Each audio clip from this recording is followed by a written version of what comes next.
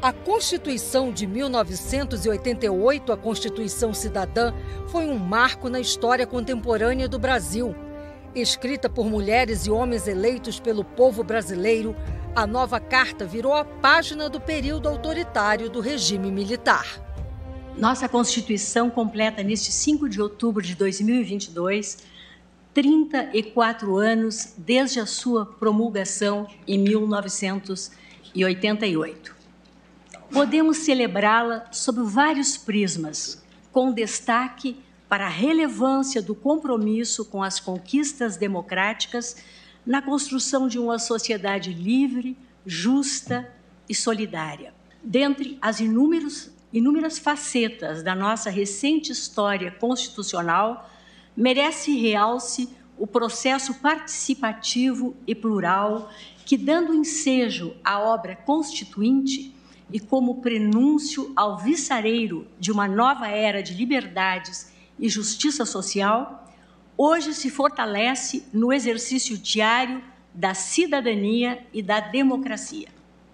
Tudo sem esquecer que esta Suprema Corte reverencia cotidianamente a Constituição Cidadã no desempenho de sua atividade precípua de prestar a jurisdição constitucional, incumbida que é de guardá-la por expresso mandamento nela contido.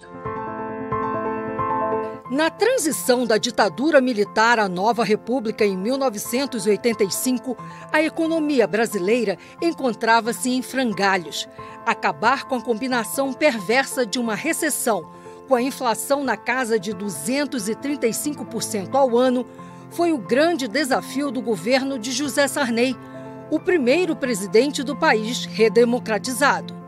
A Constituição de 88 estabeleceu as bases para a estabilidade econômica que os brasileiros iriam conhecer na década seguinte com o Plano Real. Eu acho que a Constituição de 1988 fez uma transição muito bem sucedida de um regime autoritário, intolerante e muitas vezes violento para uma democracia constitucional. E, portanto, a ênfase nesse ponto já serviria para justificar a existência da Constituição de 1988. Além disso, ao longo desses 34 anos, nós tivemos o mais longo período de estabilidade institucional da República Brasileira. Nós conquistamos estabilidade monetária, quem viveu o tempo da hiperinflação sabe a diferença que isso representa, e nós tivemos uma expressiva inclusão social ao longo desses 34 anos, que foi afetada por uma recessão dos últimos anos, mas mesmo assim o Brasil foi o país em que o IDH, o Índice de Desenvolvimento Humano, mais cresceu na América Latina ao longo desse período. Naquele momento, o Brasil passava por um processo de mudanças, né, muito profundas, porque se fazer uma nova Constituição é, na verdade, se estruturar um novo Estado, uma perspectiva de um novo Estado. E essa Carta Constitucional, né, a de 88, ela é uma das mais importantes da história do Brasil, porque é uma Carta Constitucional em que tem a perspectiva dos direitos fundamentais, né?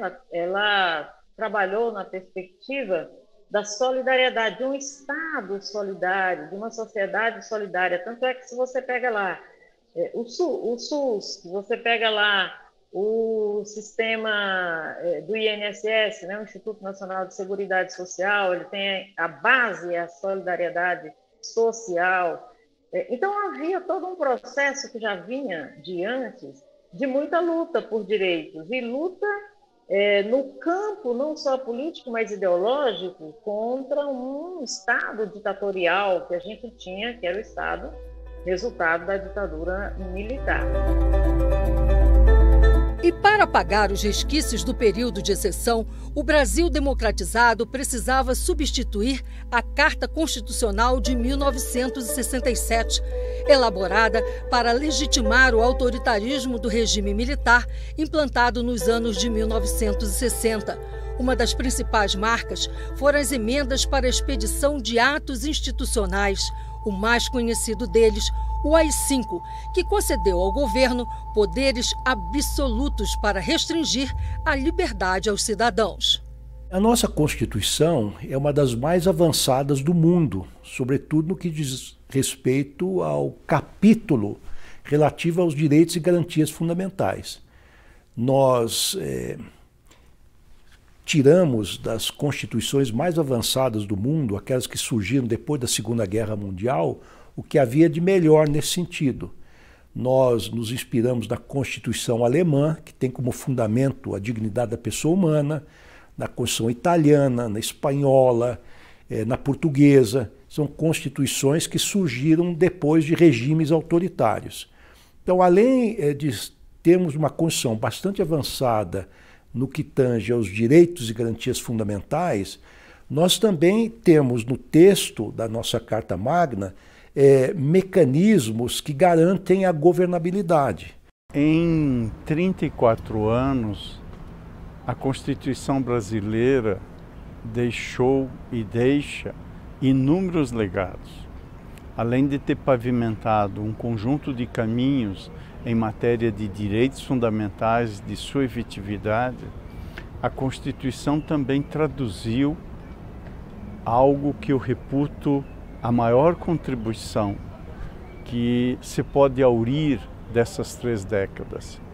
É a presença da institucionalidade republicana. O Brasil, 3 décadas depois de 1988, quando decidiu dizer não a um regime ditatorial e autoritário e dizer sim à democracia, ele elegeu construir uma sociedade livre, justa e solidária dentro do Estado de Direito democrático. E isso por meio de instituições. E, portanto, a institucionalização do Estado brasileiro e a criação de parâmetros para uma sociedade que preze a liberdade, a justiça e a solidariedade é, em meu modo de ver, o principal fruto que nós colhemos dessa Constituição de 88. Eu acho que os 34 anos da Constituição marcam um dado histórico muito importante, na medida em que a nossa Constituição ela é uma verdadeira carta das liberdades, da igualdade, os fundamentos que ela enumera para a nossa República são baseados na soberania popular, na cidadania, no desenvolvimento nacional e na valorização do trabalho humano. De sorte que é uma Constituição moderníssima e que, ao mesmo tempo, consagra valores morais muito elevados e razões públicas inigualáveis. Da instalação da Assembleia Nacional Constituinte em fevereiro de 1987 à promulgação da nova Carta em outubro de 1988, houve um caminho pavimentado com muitos debates, pareceres, discussões de matérias, emendas parlamentares e uma robusta participação da sociedade. Ao final, a Constituição Cidadã estabelecia também a igualdade entre os 3 poderes. Eu acredito que tenha sido o reequilíbrio entre os poderes para garantir uma estabilidade democrática. Nós vivemos 34 anos, é o maior período de estabilidade democrática no Brasil. E isso se dá, ao meu ver, pelo fato da Constituição ter estabelecido um novo equilíbrio entre os poderes. O legislador constituinte, eu repito sempre isso, ele foi humilde e sábio. Ele foi sábio porque ele olhou para trás e perguntou por que o Brasil, que é um regime presidencialista com tripartição de poderes, não conseguia a mesma estabilidade democrática que os Estados Unidos da América, por exemplo. E, ao se perguntar, ele foi humilde em reconhecer que o poder legislativo no Brasil, historicamente, não conseguia fazer frente sozinho para o poder executivo. A gente pode olhar pelo resultado final desses 34 anos e dizer que nós temos tido o mais estável regime institucional desde 1889, portanto, desde a proclamação da República. É a Constituição que produziu maior estabilidade, apesar das escaramuças, dos embates. E certamente por conta de uma série de cautelas que acabaram por ser fixadas no texto constitucional. A ideia de divisão de poderes, o legislativo, executivo, judiciário, um Supremo Tribunal Federal forte, um Ministério Público Federal forte, o papel definido das Forças Armadas, o reconhecimento amplo dos direitos, né, que faz com que a cidadania trabalhe e busque esse reconhecimento de forma efetiva. É uma Constituição muito jovem, né? São 34 anos, né? Uma experiência democrática num país bastante jovem, num país que vive uma herança de um colonialismo, de um escravismo, né? Em períodos democráticos muito incipientes, muito limitados, né? Onde isso valia para menor parte da população, e depois uma experiência também, né, de autoritarismo muito recente no nosso país. Eu sou um pouquinho mais jovem que a nossa Constituição, 2 anos mais jovem que a nossa Constituição, então já nasci com a nossa Constituição, de ver o quanto reconhecer também todos esses movimentos, né, e essas mobilizações sociais, essa participação política que foi muito ativa na construção da nossa democracia. Falar em Constituição é falar em esperança, em reconhecer os valores de um povo que foram codificados e decifrados e transmitidos através de um documento que é a nossa Constituição.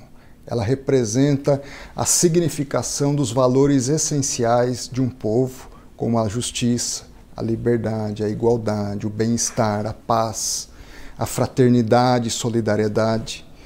E, desse modo, o maior significado para mim é uma representação de valores que dão esperança e significado a um povo. Essa é a maior contribuição, na minha opinião, da nossa Constituição. A Constituição de 1988 foi o pacto refundante do nosso país, a redemocratização do país, e nós temos uma sociedade que busca e tem como desafio constitucional no seu artigo 3º o fim das desigualdades entre as pessoas, desigualdades econômicas, desigualdades sociais, desigualdades regionais e a vedação do preconceito de qualquer espécie.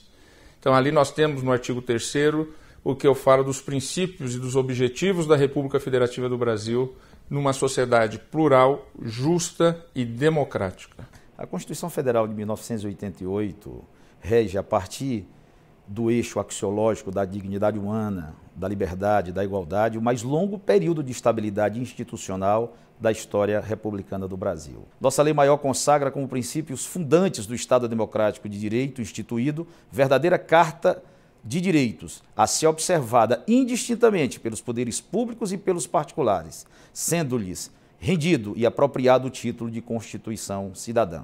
A Constituição Cidadã, como dizia o Dr. Ulisses Guimarães, é uma Constituição que estabelece no Brasil um parâmetro fundamental de justiça social e de igualdade, porque essa Constituição, o eixo da Constituição são os direitos de cidadania. E sobre os direitos de cidadania se ergue as responsabilidades do Estado. Então dá a volta, porque antes eram os direitos do Estado e embaixo os deveres, né, e direitos da cidadania. Agora não, o pilar são os direitos humanos, né, das cidadãs, dos cidadãos.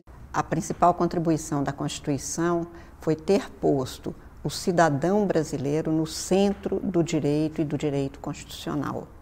As constituições anteriores sempre tratavam primeiro do Estado, da organização do Estado, e ao final do texto constitucional é que tinha-se a lista dos direitos fundamentais, como se o Estado viesse na frente da própria cidadania, do próprio cidadão.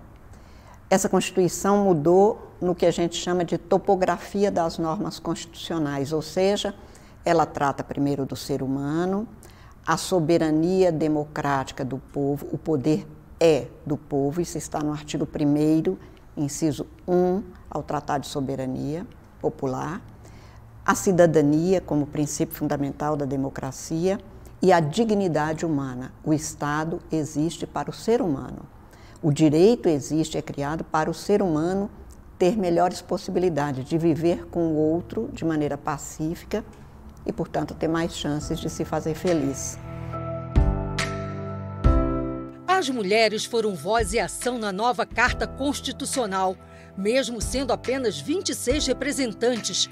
Em um universo de 559 constituintes, não se intimidaram. O pequeno exército feminino fez muito barulho dentro e fora do Congresso Nacional, conseguindo estabelecer pela primeira vez no Brasil a igualdade jurídica entre mulheres e homens. A presença feminina na Constituinte de 88 foi fundamental. Fundamental para que temas do interesse das mulheres, garantias e direitos há muito defendido pelo movimento feminista pudessem ser inscritos na nossa Constituição, como a licença maternidade de 120 dias. É uma luta do dia a dia e as conquistas que obtivemos até hoje, seja na Constituinte, seja depois dela, como a Lei Maria da Penha, que protege mulheres vítimas da violência machista, são frutos desta luta. É uma luta que se faz nos movimentos sociais e também elegendo mulheres e mesmo homens comprometidos com nossas causas. Assim, conquistamos espaços e fazemos da igualdade entre os gêneros não só uma letra, mas uma realidade. Era uma Babel, cada uma falava uma linguagem, né? E aí eu comecei a pensar, o que nós viemos fazer aqui? Nós somos 26. Nesse ínterim, a Beth Mendes sai para ser secretária de Cultura em São Paulo e largou o trabalho da Constituinte. Então ficamos 25 nessa situação. E 25 mulheres que começaram a se apresentar umas às outras naquele momento. Como nós sentimos que nós éramos uma minoria, num mar de homens machistas, de homens que não davam a menor importância à nossa participação ou à nossa presença, a não ser uma curiosidade enorme. Uns queriam saber o que nós estávamos fazendo lá, se nós fomos desfilar, se nós fomos cumprir a obrigação de fazer o que o marido mandasse, ou o que a gente pretendia fazer naquele lugar, onde era um lugar masculino. O poder era masculino, como é até hoje, infelizmente. A cara do poder é masculina, né? Foi um momento, eu diria, único na história do Brasil e na história política do Brasil, porque, por um lado, nós tínhamos a sociedade como um todo, as mulheres na sua diversidade, organizadas, coletivos feministas, associações profissionais, OABs, sindicalistas, enfim, mulheres negras, indígenas, mulheres na sua diversidade organizadas, entende? Isso é a força da sociedade civil. Essa Constituição, ela é uma carta extraordinária.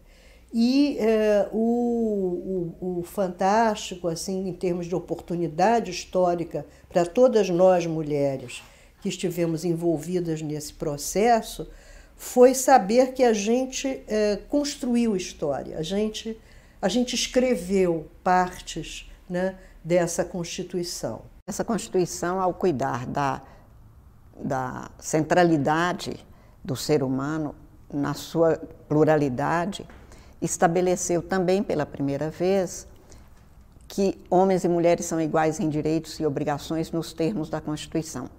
Este é um texto da Constituição. Para se chegar a isso, mulheres brasileiras extremamente lutadoras, comprometidas, com o sentido de que elas respondiam historicamente, lutaram muito na Constituinte para que houvesse esse texto, para que fosse introduzido esse texto. Eu não vou citar muitas, porque eu com certeza me esqueceria, mas de Jaqueline Pitangui até um grupo grande de mulheres que acessaram os deputados, que tiveram acesso a eles, que procuraram a Constituinte naquele período para que houvesse essa norma, lutaram como brasileiras, sabendo que era preciso transformar uma sociedade preconceituosa, machista, que na estrutura, na base, invisibilizava e silenciava mulheres e, por isso, impedia que grande parte da população brasileira não tivesse participação no cenário político, ou seja, que atuassem para também contribuir, que é o que se pretende com a igualdade, para o bem de todos. O que marcou muito foi que apenas 26 mulheres que vieram de vários estados, com tradições diferentes, algumas famosas, como a filha de JK, Márcia Kubitschek, Tutu Quadros, filha de Jânio Quadros, e outras, assim, a Benedita da Silva, do Morro do Chapéu, eu da Ceilândia, e era assim, uma mistura de Brasil. Eu acho que a década de 80 foi um momento muito rico para os movimentos de mulheres e feministas, porque realmente, assim, junto ao processo de redemocratização, começaram a surgir os conselhos da condição feminina e as mulheres começavam a organizar, na verdade, a luta que nunca deixou de existir, mas era oculta, né, pela ditadura militar, mas então elas começaram a se organizar mais. A Constituição de 1988 abriu uma figura da democracia que tem face feminina. A presença feminina de diversos povos e raças, dos povos originários, das mulheres urbanas, das mulheres trabalhadoras rurais, enfim, de todas aquelas que queriam e foram ouvidas. Portanto, a Constituição, ao expor esta face, deu um primeiro passo. Mas 30 anos depois, esse passo não se revelou suficiente. Algumas leis infraconstitucionais já permitiram, em matéria eleitoral, por exemplo, a atribuição de cotas e participações em fundos partidários que são efetivamente relevantes. Nesses 34 anos da Carta Magna, a nossa Constituição Cidadã sofreu críticas, ameaças, ataques, mas resistiu. Resiste, soberana, zelando pela democracia e a liberdade no Brasil. Os dispositivos presentes no texto são instrumentos, garantias contra as ilegalidades e o abuso de poder. Você só consegue alguma coisa na política através do diálogo, da persuasão, da argumentação e da criação de consenso. A política implica a negociação. A democracia, por mais imperfeita que seja, é o melhor sistema político que temos. Somente nele as reivindicações, especialmente as dos mais pobres, dos excluídos, podem ser asseguradas. Votar é não só um direito, é uma obrigação de cada um para com toda a nação.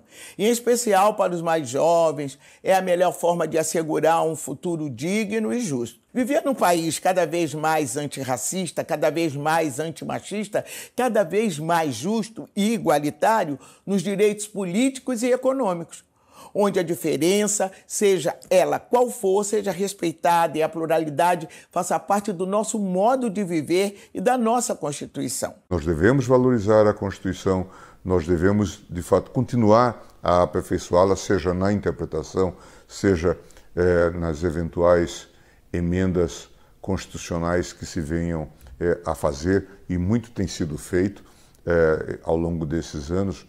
Há muitas críticas em relação às emendas, mas há também reconhecimento e elogios, e eu acho que nós temos cumprido esse papel, que a Constituição tem cumprido esse papel de fazer o Brasil um país mais moderno, um país mais humano, um país mais igual e, por isso, também um país mais democrático. Se nós olharmos para a nossa história, nós vamos ver que há um movimento sempre em direção à construção da democracia. O que nós precisamos pensar é que a democracia nunca está completa, né? Ela sempre é incompleta e ela está sempre em movimento, né? Para que, inclusive, você possa expandir o catálogo de direitos, as conquistas democráticas e para que você possa sonhar com o futuro. A democracia também precisa ser um hábito do coração dos brasileiros.